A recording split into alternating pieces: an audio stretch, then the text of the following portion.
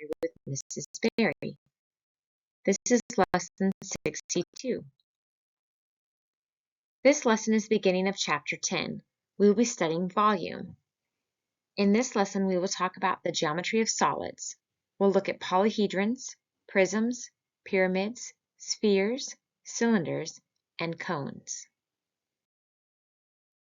We have previously worked with 2D figures, so now we will be exploring three-dimensional figures, or solids.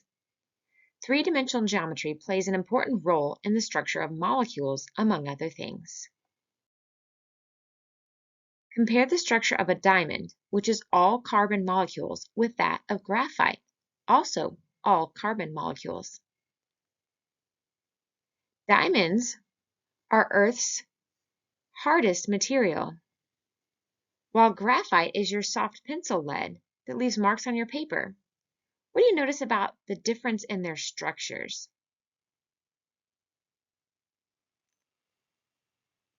Each point here is a carbon molecule.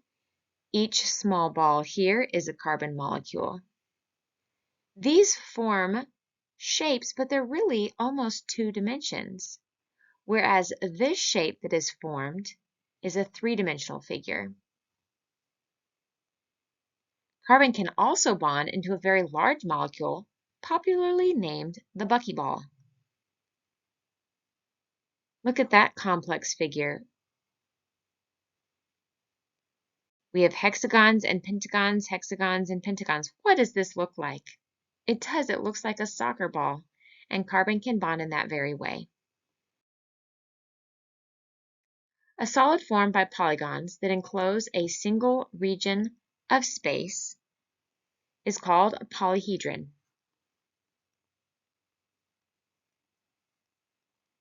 So polygon would be the 2-dimensional one, the polyhedron would be the 3-dimensional one. Here are some examples of polyhedrons. The faces are the flat polygonal surfaces of a polyhedron. So in this blue one, this rectangle would be a face, this triangle would be a face. In this purple one, we have triangle faces all over. An edge is a segment where 2 faces intersect. So here we have an edge, one edge, another edge.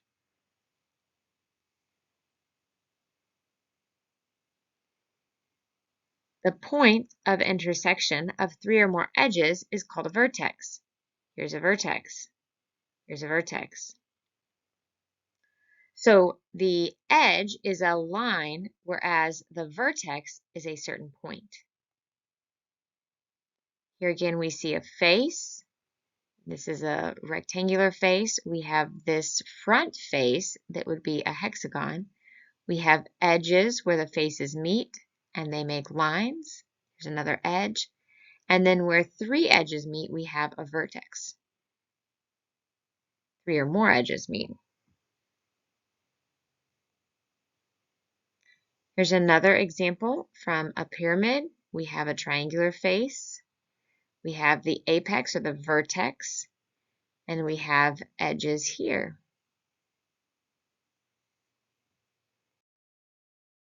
Just as a polygon is classified by its number of sides, a 3-dimensional polyhedron is classified by its number of faces. The prefixes for polyhedrons are the same as they are for polygons, except for one. A polygon with 4 faces is called a tetrahedron. So tetra also has the meaning of 4, just like a quadrilateral and quad has a meaning of 4. Here's a tetrahedron. It has 4 triangular faces. We have an octahedron, that's going to have 8 faces, or a dodecahedron would have 12 faces. If each face of a polyhedron is enclosed by a regular polygon, and each face is congruent to the other faces, and the faces meet at each vertex in exactly the same way, then the polyhedron is called a regular polyhedron. Just like a regular polygon has all the same sides, a regular polyhedron has all the same faces. Here is a regular dodecahedron.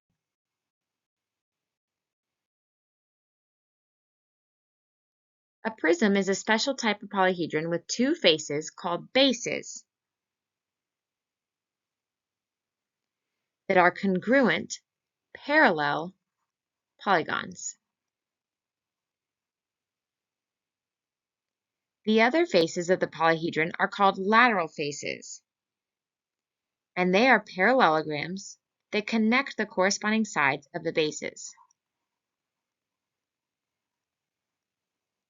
Generally, they're rectangular, but they could be just parallelograms that aren't rectangles. The lateral faces meet to form lateral edges.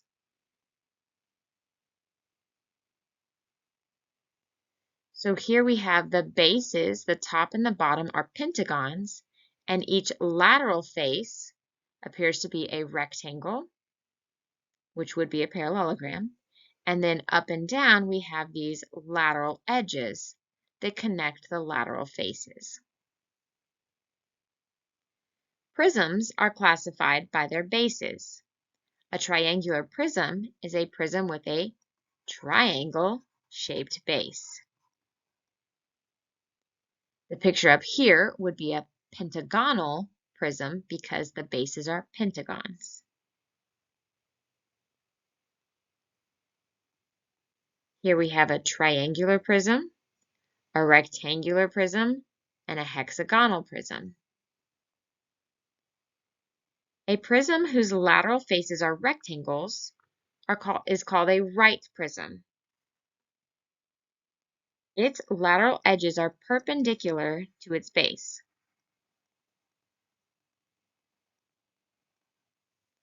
A prism that is not a right prism is called an oblique prism.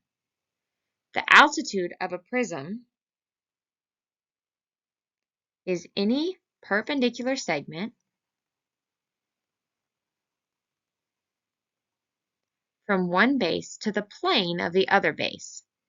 Just in case it is not a right prism, it would have to just go up to the plane that matches the base. The length of an altitude is the height of a prism.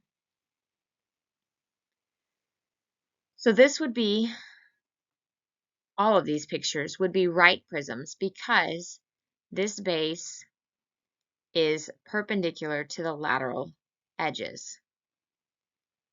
These bases, this is a perpendicular lateral edge, this is a perpendicular lateral edge to this base, and also down here, this base has a perpendicular lateral edge. So we might think of a right prism as lining up, that the top base is right over the bottom base. If it were tilted, like if you have a stack and you push it over, maybe the Leaning Tower of Pisa, although it doesn't tilt much, would be an example of an oblique.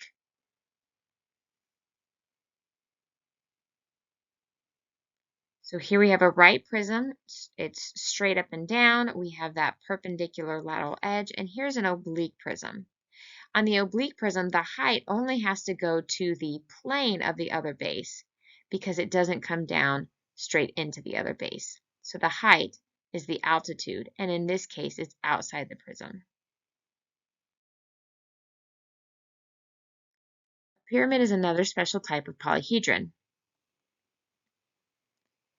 Pyramids have only one base. The other faces are called the lateral faces, and they meet to form lateral edges. The common vertex of the lateral faces is also the vertex of the pyramid. There will only be one vertex in the pyramid.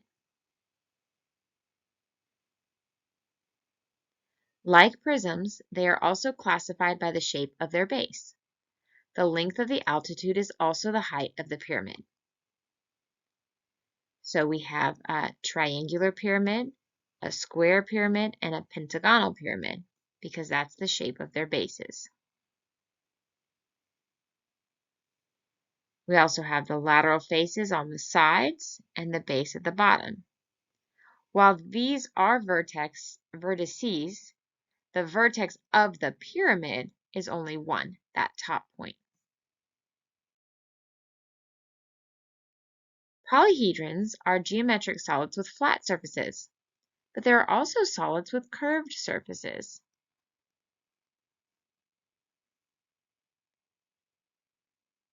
Here we have a cylinder, a cone, and a sphere. The most common solid with curved surfaces would be a ball, which we call a sphere. Lots of examples in our daily life are spheres: basketballs, soccer balls, the globe, a ball that we might bounce. Even a lollipop can be about a sphere. A sphere is the set of all points in space at a given distance from a given point. So all around this curved is a certain distance from a certain point. That distance would be the radius, and that point would be the center. The given distance is the radius, and the given point is the center. There's only one center in the sphere. A hemisphere is half a sphere and its circular base. So this would be a hemisphere, hemi meaning half. That circle that encloses the base of a hemisphere is called a great circle of the sphere. Any plane that passes through the center of a sphere determines a great circle. On our globe of the Earth, all the longitudinal lines are great circles. So if you imagine a globe, our longitudinal lines go up and down, and they go in all directions around, like the prime meridian or the international date line. But the equator is the only latitude line that's a great circle. The equator is right in the middle. All the other latitude lines are not great circles because they don't go through the center of the globe. So other latitude lines will be smaller than the equator. A cylinder is another solid with curved surfaces.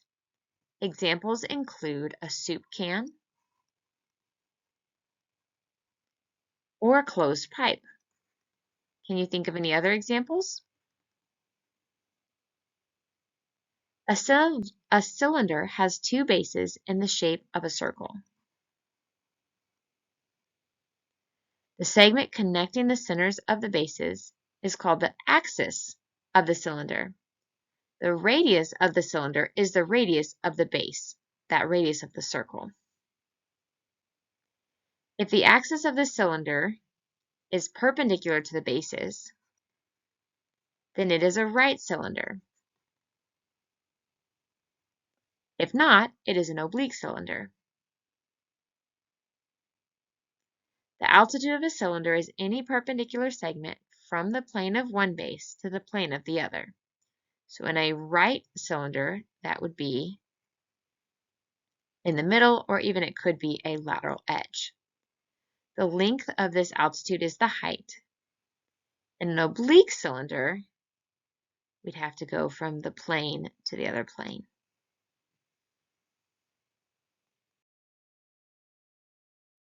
A cone is another solid with a curved surface. It's a combination of a pyramid and a cylinder. The base of a cone is a circle, and there is only one vertex, which is the greatest perpendicular distance from the base. The altitude of a cone is the perpendicular segment from the vertex to the plane of the base.